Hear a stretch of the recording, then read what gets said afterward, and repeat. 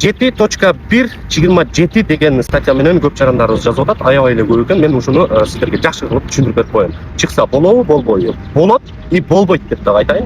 50%ге 50% деп эле айтып берейин. Мен көп юристтер буну 2 этапка бөлүп айтат. Мен 3 этапка бөлүп айтып берип коеюн сиздерге.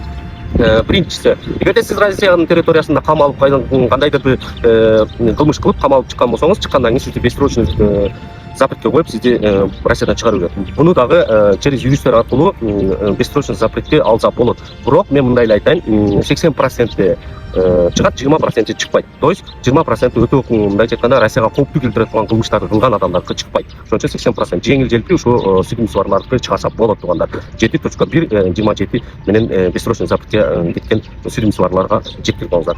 Экинчиси, бул эгерде сиз Сахарага барып меттен өткөнүңүздө, өтүп ошол жерден текшерип зеленый карта алабызбы дегениңизде, ошол жерде сизди бессрочный запретке коет, 3 күндүн ичинде чыгып кет деп.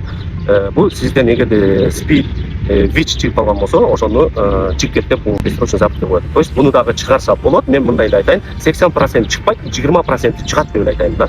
То есть кандай чыгат?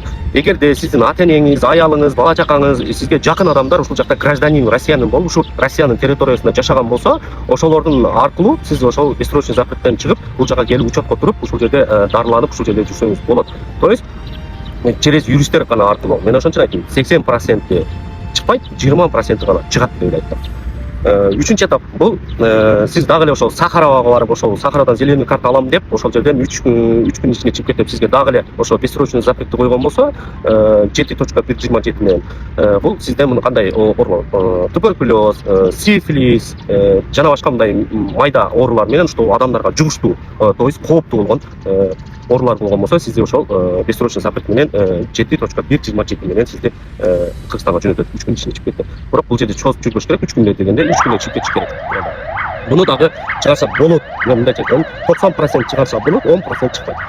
Сиз Кыргызстанга баргандан кийин мамлекеттик, частныйларга эмес, мамлекеттик больницаларга учетко туруп, ошол жерден дарыланып, ошол дарыланганыңыздан кийин толук сиз дарыланып бүттү дегениңизден кийин сиз ошол жерден эң чоң врачтардан справка аласыз. Справканы көп жерде бизде Кыргызстанда кыргызча эле жазып берип коет. Ошону кыргызча эмес, кыргызча жана орусча переводу менен болуп, ошол врачтан справканы алып, анан юристтерге кайрылып, юристтер бул жактан кайра ушул өзүнүн тиешелүү жайларына обжалование жазып, ошону мындайча айтканда подтвердить этип, ушундай сакайды деген ичимге мына кооптуу эмесин алып келбейт деген менен ошол соттошуп, сиздин бессрочный запретиңизди чыгарып, анан кийин кайра Россия территориясына кирип келсеңиз болот. Бирок кирип келгенден кийин дагы все равно Сахарага барып, Сахарадан дагы ошол зеленый карта алганы меттен өтөсүз. Ошондо текшерилип, ошол справкалар менен сиз зеленый карта алып, ушул жерде закон иштеп калсаңыз болот. Эч качан мындай частный же фальшивый справкалар менен өтүп